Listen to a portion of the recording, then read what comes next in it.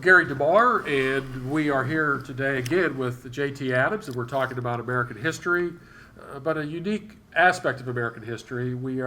He is involved in bringing together the latest in technology, and also an aspect of history which I've always enjoyed. It's not just the mundane things and the facts of history, but it's kind of behind-the-scenes aspects of history. And being a Christian, I want to know what the application of this is. The Apostle Paul in 1 Corinthians chapter 10, he said that these things were written for our instruction. And so we can look at the biblical view of history, and we can make that application to our own life. There's always something to learn in somebody else's success, somebody else's failure, somebody else's struggles, and the same is true of American history. But there's also the lighter side to history. And I found this really interesting, JT, and that was the president's pets. Right. Right. Talk a little bit about this. What's probably the most unusual presidential pet? Well, I would probably say there are many. All the presidents have had pets. And you can make Martin Van Buren interesting because he was given 2 tiger cubs by the Sultan of Oman. And so the way I am attempting to describe these things, and by the way, my wife is doing a lot of the dialogue, is to use the pets and sort of animate them and actually have them tell the story of not only the presidents themselves and their time in the White House, but also about American history. So the one that's sort of the ringleader, if you will, is his name was Old Sawtooth, and he was an actual alligator that General Lafayette gave to John Quincy Adams as a gift. And John Quincy kept him in the White House East Room bathroom. And as you know, he was very pious, very serious, very dour man. But he used to delight in sending all the office seekers into the bathroom and having them be startled because there was an alligator in the bathtub. And so what we've done is sort of animated Sawtooth and actually turned him into this. Since he does have a comparable lifespan of a human, he is sort of telling the story about his time in the White House with John Quincy and General Lafayette. And of course, Louisa Catherine Adams raised silkworms. And in the story, he meets the silkworms for the first time. Of course, the little silkworms are terrified, and he's mystified at them. And they talk to him about their sort of ancestors and their time. And since the lifespan of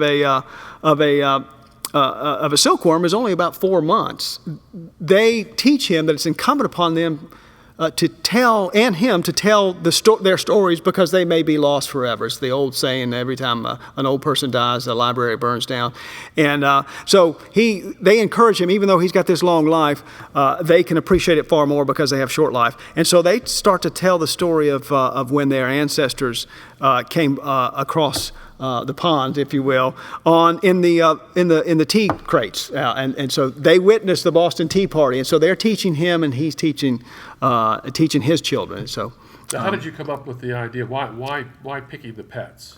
Well, I wanted to sort of be able to tell the story without any sort of obstructions. When you talk about Lincoln, you think of the Civil War, George Washington, and all these sort of huge issues that, as you know, have multidimensional facets to them. I wanted to be able to have the human aspect of the presidents present so that people could really know their character, know who they were, and the way to do that is through a story. So we got this Abraham Lincoln. There's a new movie coming out called Abraham Lincoln Vampire Hunter, right, right, which is fictional. Right. So what was Abraham? I'm really curious about this. What was Abraham Lincoln's pet? We don't think of Abraham Lincoln as having a pet. He's sitting, loftily in the right. Lincoln Memorial, larger than life stature, very larger than life, and used as a symbol of liberty. Although that can be debated by various people. We're not here to deal with Lincoln in that regard. But what was Abraham Lincoln's pet? Well, they had many. Obviously, he pardoned the first turkey because his son did not want him to be killed for Thanksgiving. That's where that began. And of course, his children would bring in their pet goats into the White House, and they would tie them secretly to the back of a chair and then scare them so that they would take whoever the occupant of the chair was with them. And so, but there are just tremendous stories. For instance, the Roosevelt kids. They had just a menagerie of animals, and they would flood the backyard of the White House, and they would stage naval battles, and they would put their guinea pigs, and they named them Bishop Doane, Father O'Grady, Admiral Perry, and they would have these great battles in the ships that they built in the White House. So our presidents today are kind of wimps with their pets. Oh, little dogs. Little dogs that they name frou-frou names. But Calvin Coolidge actually had two of the most famous entities on Earth. There was Rebecca the raccoon, who was world renowned, and Billy the hippopotamus. Mr. Firestone of Tyre fame had a rubber plantation in Africa, and he thought it'd be nice to give President Coolidge a gift, so he gives him a pygmy hippopotamus. They're about 3 feet tall, but they grow, and they have the affect of a dog. In other words, they're playful, they run around, but they grow to 600 pounds. But he kept it at the White House for a time, but then it became a little bit too sort of cumbersome, to use a polite word. And he gets him to the Washington, D.C. Zoo, donates him. And actually, Billy is the sire, the grandfather of nearly every pygmy hippopotamus in every zoo in America now. He's like the patriarch, if you will. So Billy, the hippopotamus, is actually the mascot for the hippocampus, which is the division of the Mobile Academy that's for the children. It's called hippocampus because that's the part of the brain which draws from your historical experiences to actually make decisions about the present and the future. And so he's an apt description. Obviously, the double entendre there, the hippocampus is sort of. Okay, that's a new one on me. Okay, so what is this app called? It's called. I haven't finished the name yet, but I think I'm going to call it the original Animal House because that's what the White House was. I mean, you have, of course, George Washington wasn't in the White House, but he had Nelson, who was his ride, his war mount at Yorktown. You had all manner of different animals, like I mentioned before, tigers. You had Thomas Jefferson had two grizzly cubs that Lewis and Clark brought back to the White House for him. Thomas Jefferson also had a mockingbird that used to sit on the end of his violin and would actually mock and mimic his music when he played. So there's all different types of. Okay, so what's the depth of the story? What's the point of the story? Is there some sort of applicational aspect of it, like you did with the presidents with these particular animals? Yes, actually, they're life lessons about virtue, about honor, about character that are embedded in there, but there's also all the seminal events in American history will be covered. So this is I don't want to call it a massive series. Seeing the history through the eyes of these. That's right. They're gonna tell the story. I mean, if Nelson, George Washington's war mount, could talk at Yorktown, he would say this. And it's interesting that the Bible, Proverbs 26, starts off with this.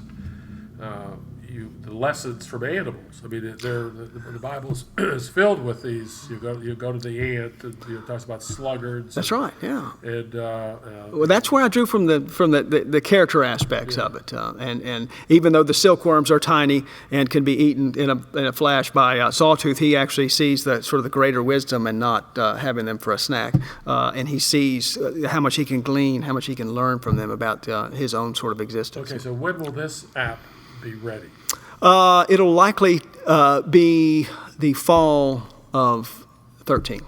There are a tremendous amount of. It's going to be an animated app. They'll be able to literally walk into the White House in a 3D manner. They'll be able to tour it, and it will be actually period specific. That is to say, before the British burned it down in 14, you will see. The White House as it was, in John Adams' time. Then you'll see it as it was in Andrew Jackson's time, and then onward. And again, like your presidential images, these are first class. Oh, Justin Girard is just a tremendous artist, and they are top notch. He's a world renowned. Okay, the website again is theamericanhistoryguild.com. Okay, AmericanHistoryGuild.com. Correct. So. Give us a range of maybe the cost on these apps. The President's Revealed app that we spoke about before is $1.99 each volume. There's 2 volumes. This one's going to be probably in the $4.99 to $6.99 range. The reason is the animation is going to be state of the art. Grade level, age? Actually, it's going to be one of those things like the Disney movies, like Toy Story and stuff. It's going to be obviously written in that sort of immersive style for children, but it will have lessons, and particularly, and I'm glad you brought that up quickly. In the back is actually going to be the historica data that the parents and grandparents will actually be able to learn if they don't themselves know it, so that as the kids are going through the experience visually, they can actually augment their learning. So it's really for both. Okay, AmericanHistoryGuild.com. J.T. Adams, thank you again for joining us. Thank you very much. I appreciate it.